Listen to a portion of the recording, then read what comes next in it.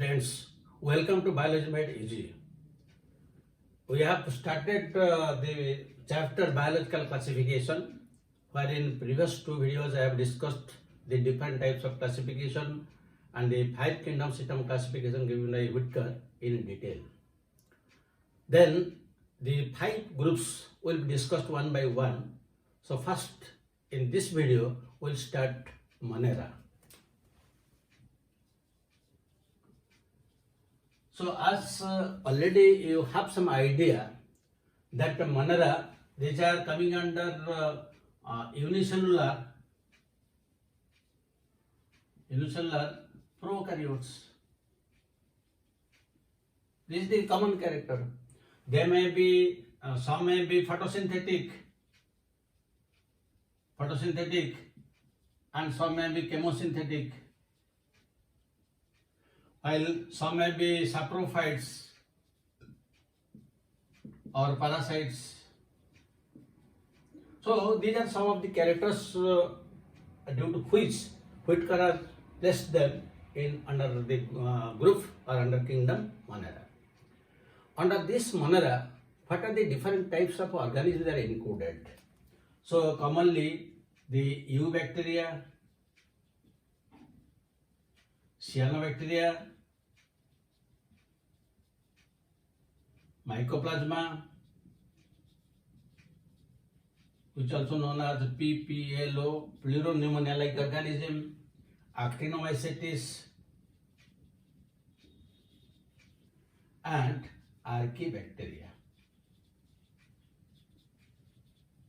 Now this archaebacteria has been put in a separate order under the 6th kingdom of system classification, but since we are following the system of classification given by Whitaker, so archaebacteria is included under this MONERA group, and we will discuss this in separate groups.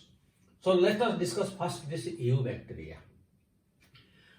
Under this eubacteria, mostly the common forms of bacteria that we know, they are coming under this eubacteria. Now, where these eubacteria are present, if somebody will ask you where the eubacteria are present, then very simply you can answer. Tell me any place where they are not present.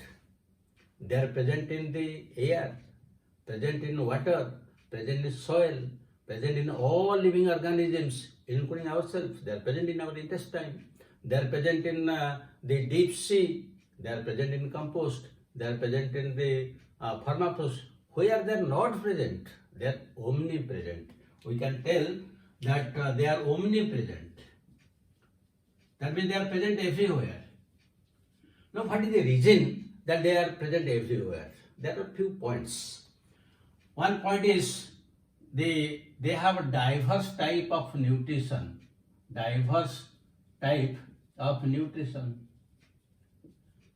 This is one point. Because there are some bacteria which are photosynthetic, or you can tell some are autotrophic. Among autotrophic, some are photosynthetic, some are chemosynthetic. Some are heterotrophs, they may be saprophytes, they may be parasites.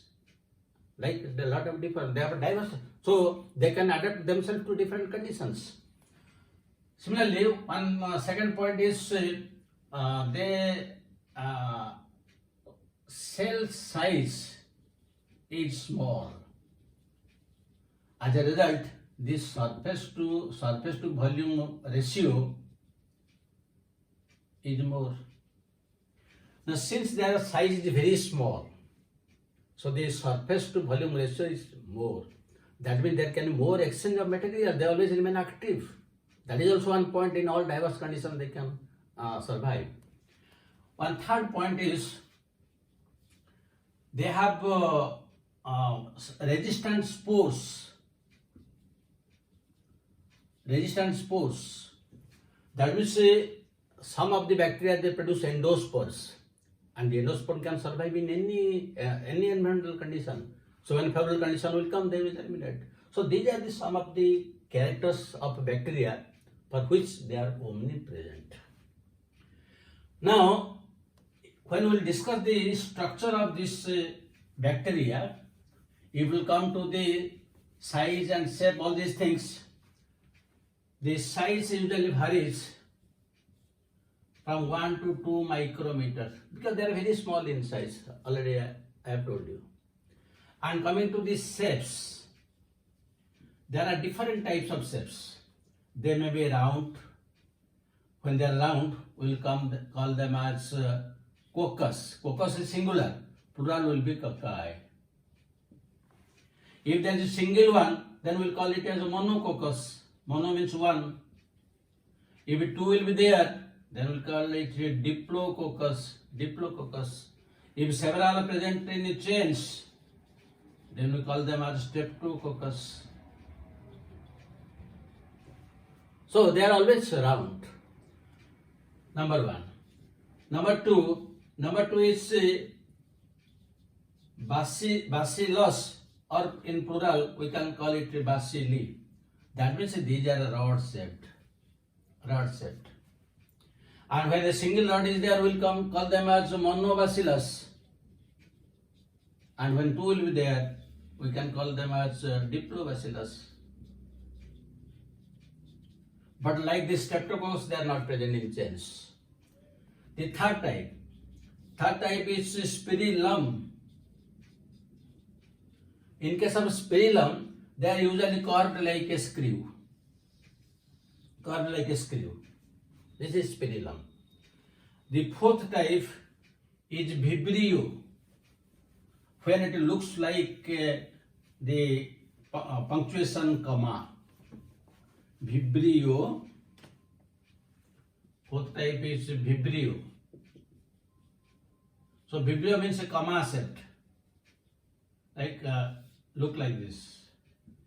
So usually the vibrio, the example is cholera.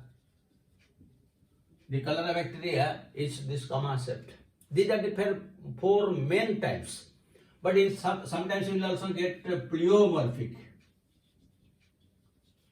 Pleomorphic means always they will change their shape. And one example is azotobacter. Another is corynebacterium,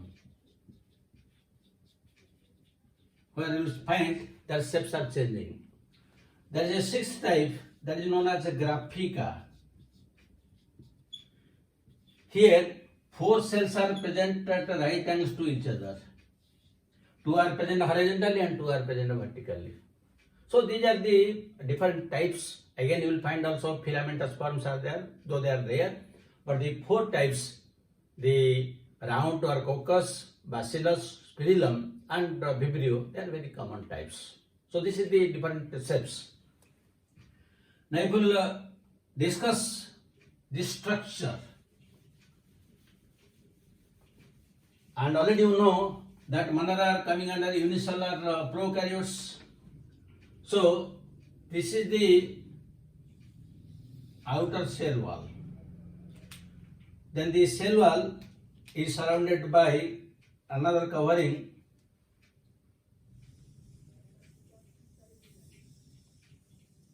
and inner to the cell wall there is also one layer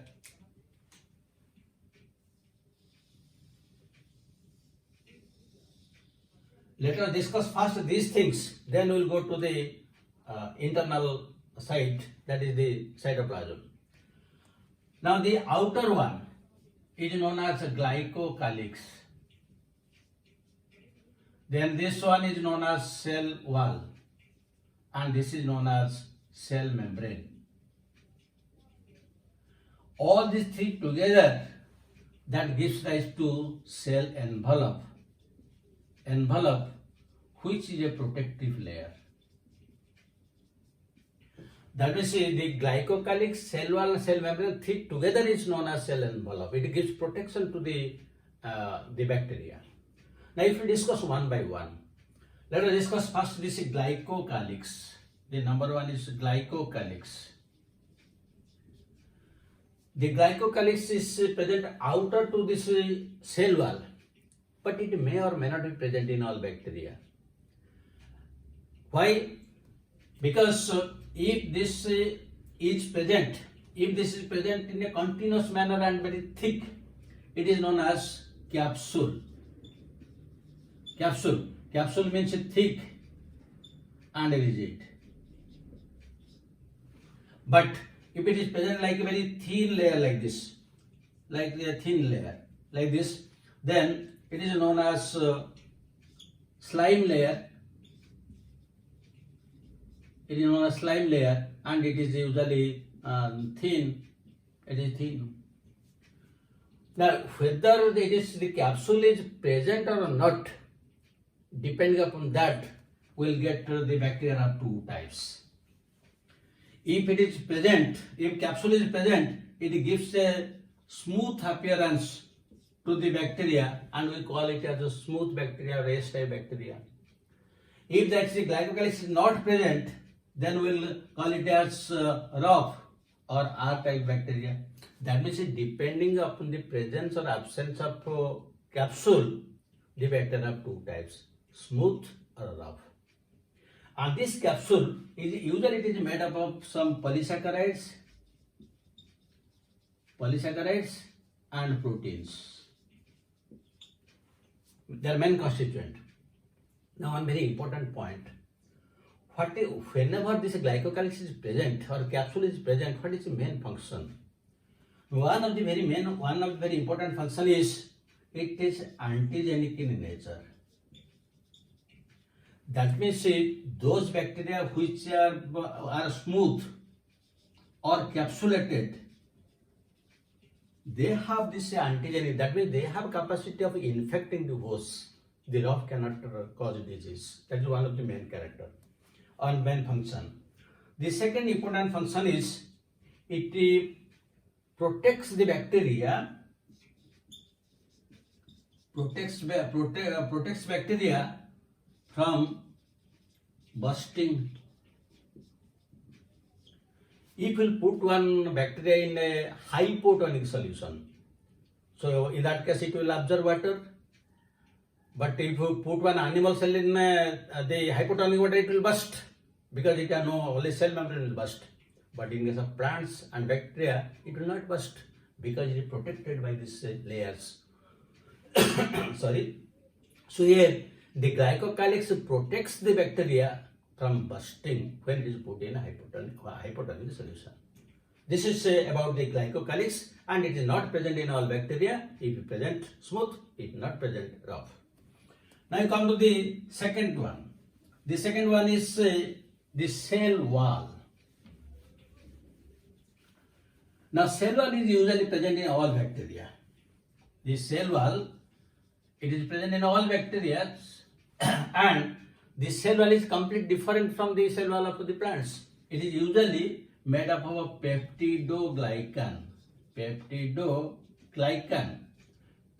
means protein and glycan means carbohydrate. Protein and carbohydrate. Or sometimes we call it as a mucopeptide. So the same thing. Muco means a carbohydrate and peptide means a protein. That means the cell wall consists of protein and carbohydrates. Usually the proteins, they are short chain proteins having only 4 amino acids. Only 4 amino acids there in the protein. While the carbohydrates are usually of two types. One is N-acetylglucosamine,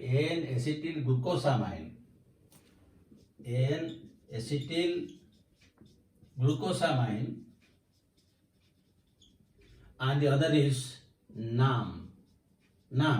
This is N-acetylmuramic acid. So they are commonly known as NAG and NAM. And they are present alternately, NAG, NAM, they are present alternately by means of beta glycoside bonds. So suppose these are NAG, NAM, like this, and this again NAG, NAM. They are interconnected by the by the short proteins consisting of 4 amino acids. So this is the peptidoglycan. But if we apply lysosome enzyme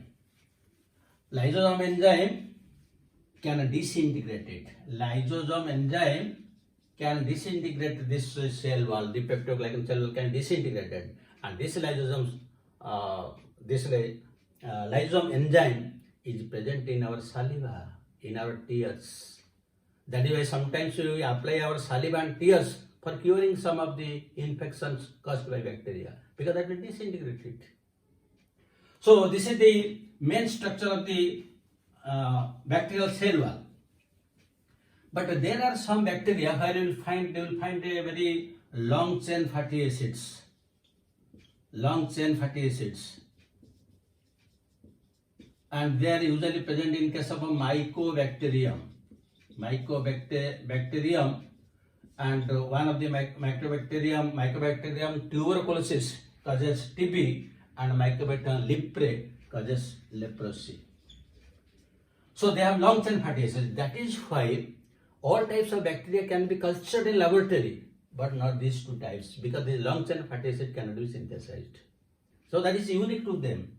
Mycobacterium tuberculosis and mycobacterium leprae. Now another important thing in the cell wall, that is the staining procedure. And usually one scientist, Christian Graham, he developed one staining procedure, and according to his name it is known as Gram staining. Gram staining. So what he did, he treated all bacteria with crystal violet. Crystal violet followed by iodine. And he found that all bacteria were purple. All bacteria were purple, or you can tell pink, all bacteria. Then he washed this bacteria with alcohol, ethyl alcohol, and it was found that some bacteria retained purple color, and they are known as gram positive bacteria, and some lost the color, they are known as gram negative bacteria. And when the gram negative bacteria were stained with safranin, they developed a red color. So this is known as gram staining. If we will use crystal violet given by iodine, all will be colored. But again, if we will wash them with ethyl alcohol, some will be pink in color, and those are known as gram positive. Those will lose their color, they are known as gram negative. That means, as we have discussed, depending on the glycocalyx, they may be smooth or rough type. Similarly, depending on the staining procedure, the bacteria are two types. They may be gram positive or they may be gram negative. Now we will have some discussion about this gram positive and gram negative bacteria. There are some important differences between the gram positive and negative bacteria. Gram positive and gram negative bacteria. So you'll find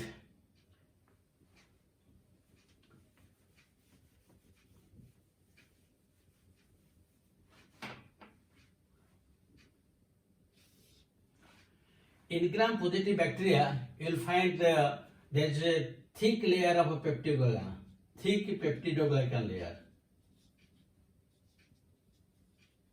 Where here's the thin peptidoglycan.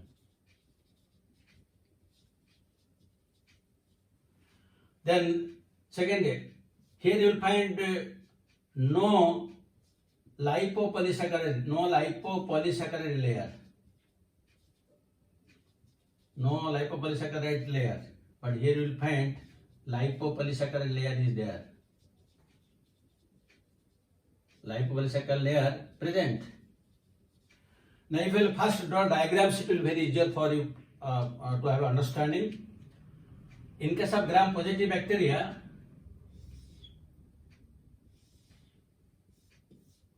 this is the thick layer of a peptidoglycan, and you will find the cell membrane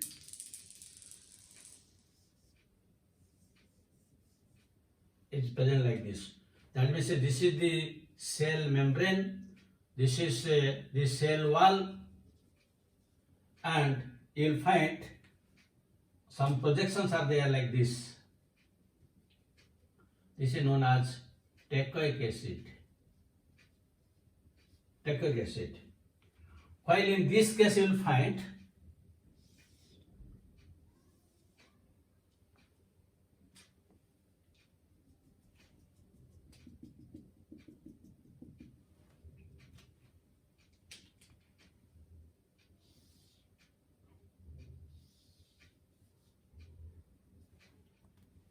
so you see, in this case, this is plasma membrane, this is cell wall, this is teichoic acid. Here, this is the cell membrane, this is the cell wall, this is the lipo-polysaccharide layer, lipo-polysaccharide, which is not present there, and this space between cell and cell membrane, this is known as periplasm. Periplasm. So now you see, here we have a little thick peptidoglycan. This is very thick layer, whereas that is very thin peptidoglycan. This is cell wall. Here no lipopolysaccharide layer. Here lipopolysaccharide layer is not there, but here lipopolysaccharide layer is there. Then you come to the third point. Here you find teichoic acid is present. Teichoic acid is very important because teichoic acid functions as receptor, acceptor when some only infected. So it has very important function. But here you will find the teichoic acid is absent.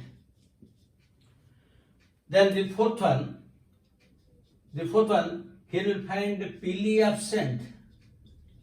We discuss pili absent, but here you can pili present. But again here you see these foldings. The foldings are known as mesosome. Mesosome. So you will see the mesosome prominent. But here mesosome either you can tell absent, or if sometimes present, only very poorly developed. Cell membrane is there, but the foldings are less. Then the next point.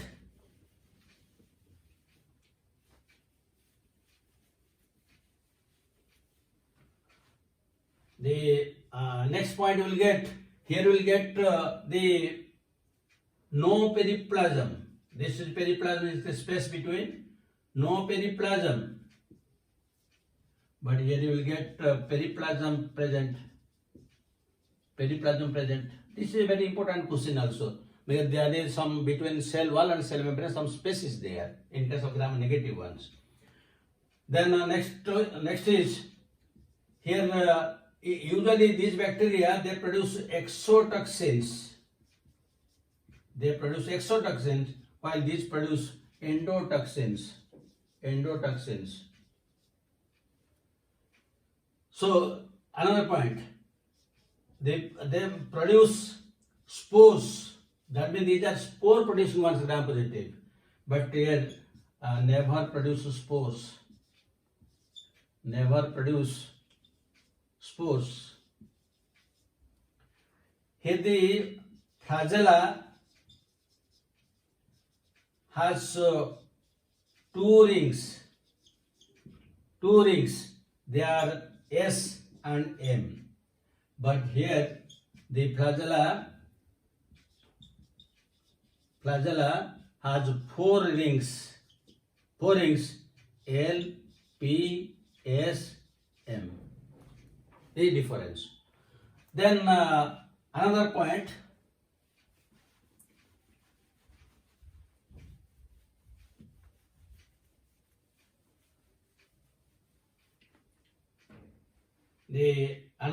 is here the bacteria, they are antibiotic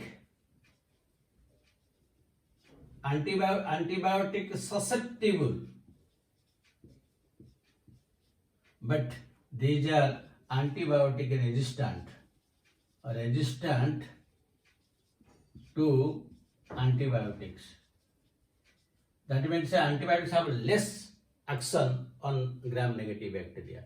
So these are only some of the differences between gram-positive and gram-negative bacteria, though there are still more, but I have discussed some of the important ones with the diagrams. so that easily you can remember. And for different types of examinations, you have to remember some of these points, because these are the type of questions which will take you from 99 point something to 100%, or it will lift from the college which you don't want to take admission in your MBBS, or it will lift you from the cut-off mark to the higher one, because these are the questions that will make a difference.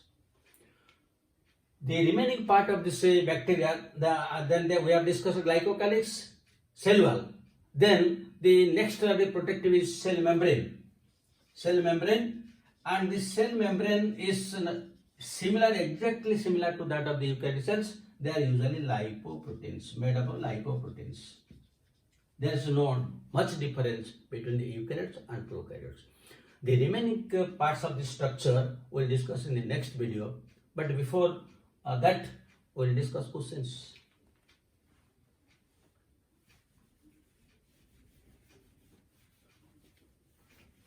So one question you can take.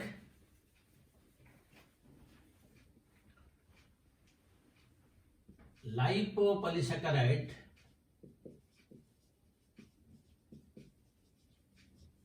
lipo-polysaccharide layer is present in gram positive bacteria, gram negative bacteria, both, and you can write the none. Second question, blue-green algae is put under A, algae, B, archaebacteria, C, cyanobacteria, and D, eubacteria. So thank you very much for watching it. Now you have a very clear concept about the structure and function of the glycocalyx and cell wall. Cell wall provides a protection along with the other things, and there is no difference between the structure of the cell membrane between prokaryotes and eukaryotes. The remaining thing we will discuss in this class. Thank you very much for watching it. Have a good day.